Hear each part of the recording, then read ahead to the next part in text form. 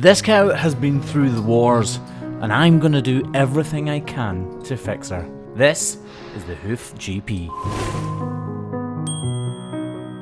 This is cow 182, and we saw her just 8 weeks ago when her foot was in this mess. As soon as we realised her heel was peeling away, we applied a block, then looked at this fistula which was inflamed on her ankle and a real mess. She had a spot down in the toe area which I was sure would connect up with the hairline. But we started at the heel and peeled away the layers of hoof horn to reveal a heel ulcer. A bloody mess, but that was nothing like the true extent of her problems. As we carved away the layers of hoof horn down towards her toe area, we realised she had a double sole and a problem with the axial wall of her hoof. This opened up to a lesion within the white line, which again tracked all the way up through the interior of her hoof capsule and connected all the way up to the coronet. This was a messy foot, and no wonder she was in so much pain. Once we'd dealt with the hoof horn issues, we cleaned out the fistula using chlorhexidine and iodine. We also treated the rest of the hoof horn with iodine before adding a salicylic acid wrap and moving on to her back right foot, which unfortunately we also found a problem with. This wasn't so serious, so we quickly dealt with it by removing the overburdening hoof horn, applying a block and treating the whole area with iodine. This is how she was walking after the trim. Fast forward 8 weeks and we have her back in the crush, and I'm really keen to see her progress.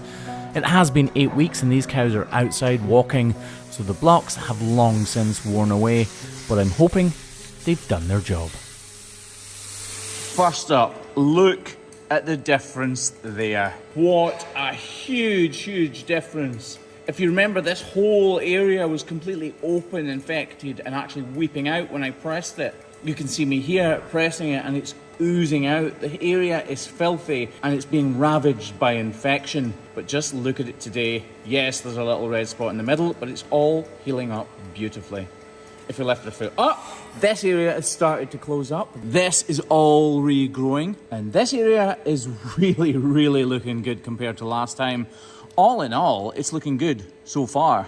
Just have a little feel with my fingers. I know there is some detached hoof horn to come away from here, because instantly I can see here is all detached.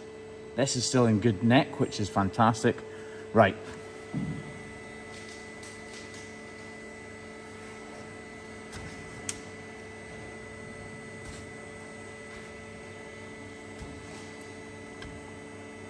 There is still some detached hoof horn here, and that's why these revisits are so important. You just never know which parts are going to grow in perfectly again and which parts really are not. Oh. How good is it when you get a result that is as big and significant to a cow's comfort as this? I'm not saying it's fixed, because it's definitely not completely fixed. Well, I wouldn't say it was, but yeah. Definitely a lot better than it was. These little areas fill up with manure and dirt, and those problems can start to track if we don't just scrape out and cut away these little fissures, they call them. Fissures meaning little flaps in the skin or hoof. Right, that part of the foot is looking beautiful. Look how soft it is though. It is really soft, and then if you look here, really hard, which is good. Right, let's inspect down here. Now, we're not going to be too severe here because this part is notoriously difficult to get to heal, and actually, this is looking really good. Like I said, we don't want to upset this and undo any of the good work that's been done, but we do want to promote the healing as much as possible. That bit there's just bending out of my way.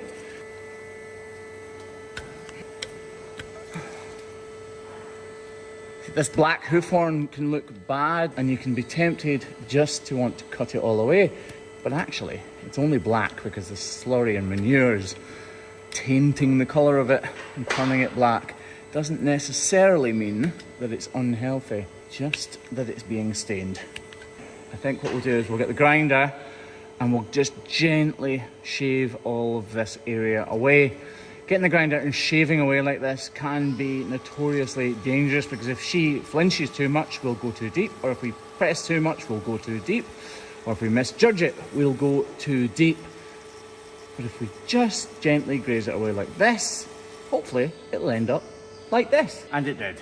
Which is a massive relief, because that is the architectural part of the hoof. Right, let's move onwards to make sure that none of these loose and detached flaps of hoof horn can cause any mischief by removing them.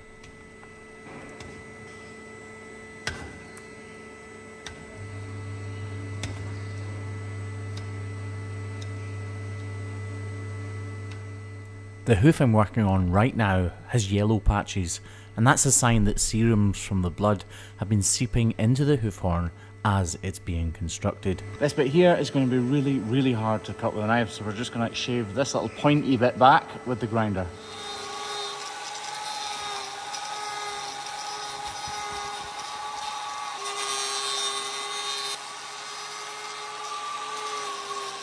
And actually, while we've got the grinder out, we might as well prepare that inner cloth or a block as well.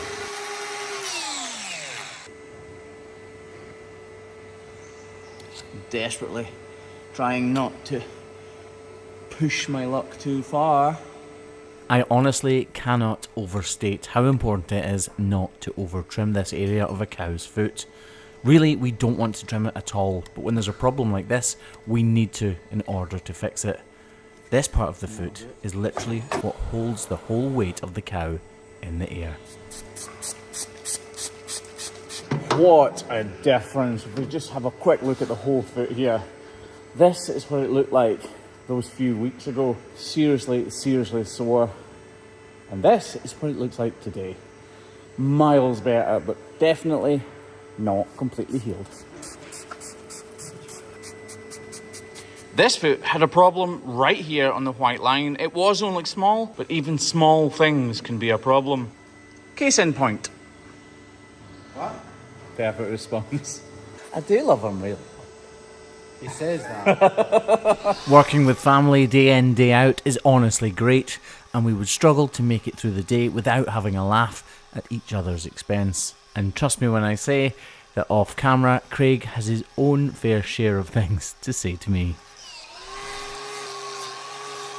At this point in the trim, I'm really not sure at all of what progress, if any, we've made. So again, this is better, but clearly there's still a slight little issue here. And because there's no real height difference between the two, and this is bruising here, we're going to attach a rubber block. We're using a rubber one because this will heal within a week or so. And rubber ones don't really last all that long. Long enough to heal this, but not long enough to cause a problem by itself.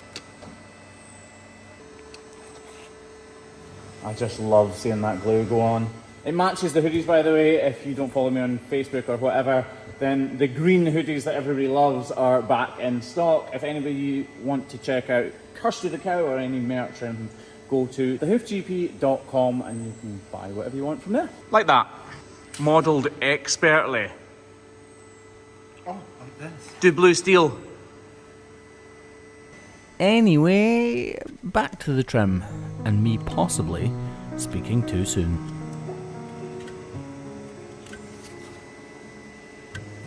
I think actually this has healed, it's just there's a bit of a hole been left. Wait, have I spoken too soon?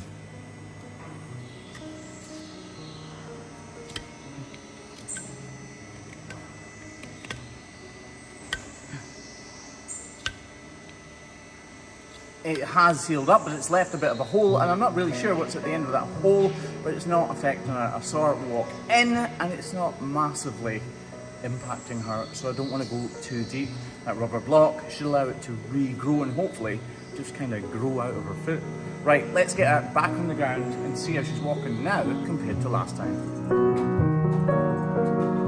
After a very cautious first few steps, she soon begins to find her stride.